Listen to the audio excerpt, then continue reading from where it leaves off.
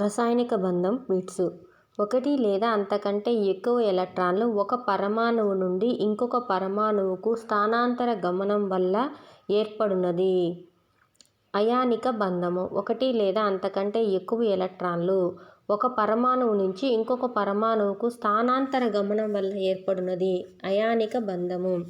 ఎలక్ట్రాన్లను పంచుకోవడం వల్ల సంయోజనీయ బంధం ఏర్పడుతుంది.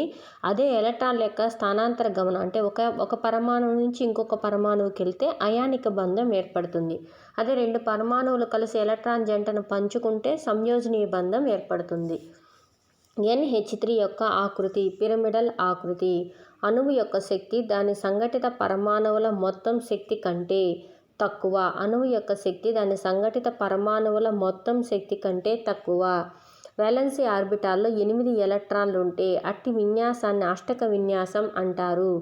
అణువులు వాటి సంఘటిత పరమాణువుల కంటే అధిక స్థిరమైనవి. అణువులు వాటి సంఘటిత పరమాణువుల కంటే అధిక స్థిరమైనవి. 0 గ్రూప్ మూలకాలకు స్థిరమైన ఎలక్ట్రాన్ విన్యాసాన్ని కలిగి ఉన్నవి. వజ్రంలో గల బంధం సంయోజనీయ బంధం. హైడ్రోజన్లో గల అతిపాతం SS అతిపాతం. హైడ్రోజన్ అణువు అధ్రువాత్మక సంయోజనీయ బంధము.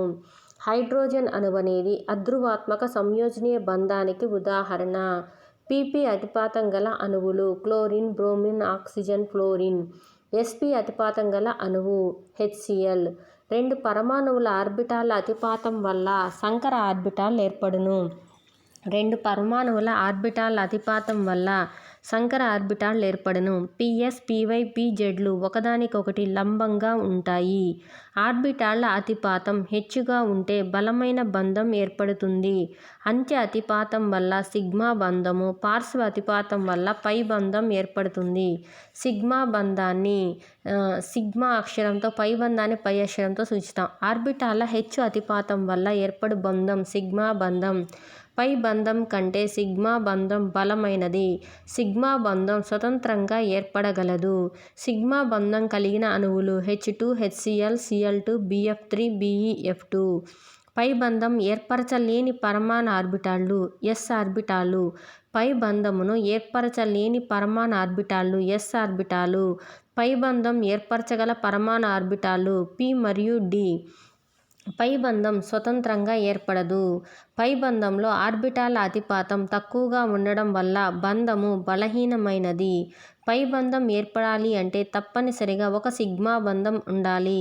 పై బంధం గల అణువులు అసిటిలిన్, కార్బన్ డయాక్సైడ్, N2O2, ఇంకా వస్తాయి త్రిబుల్ బాండ్ ఉండేటన్ని CN, ఇవన్నీ కూడా.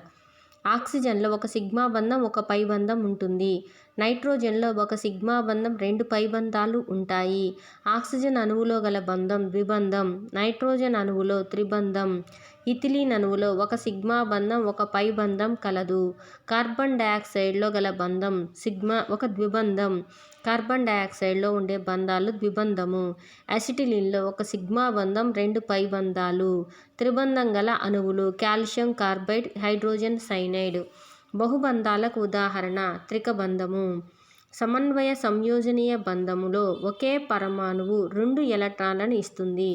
సమన్వయ సంయోజనీయ బంధంలో ఒకే పరమాణువు 2 ఎలక్ట్రాన్లు ఇస్తుంది.